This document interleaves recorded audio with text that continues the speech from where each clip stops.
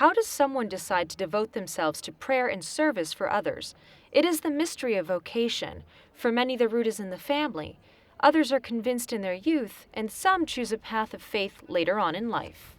These nuns met the Pope at the closing of the year of the consecrated life, an opportunity to relive the experience of how they came to the convent. In the year 1982, we celebrated the 100th anniversary of the birth of Saint Teresa of Avila, the great doctor of the Church. Someone came to speak to us. His name was Father Eugenio Sanz de Baranda, and that's when he spoke about her book, The Interior Castle. Listening to what he said, I was able to decide that I wanted to be a Carmelite. I was unable to find something to fulfill me in life, so I searched further. I was a catechist. Then I discovered what I needed. I found what I was looking for by going to a priestly ordination. I discovered I wanted to be religious.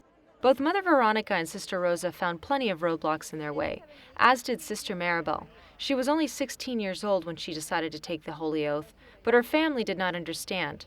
However, with the help of other nuns, a priest, and a friend, she managed to convince her parents to travel from Peru to the Convent of Vic in Spain. I lied to my parents, telling them that someone was going to speak to them about my sister who was a Carmelite. It was 3 p.m, I remember. I was afraid of what they were going to say. And I stayed there in a corner, fearing that they might not give me permission to go. The priest spoke to my father, and I remember my father said, "What if she doesn't get used to it?"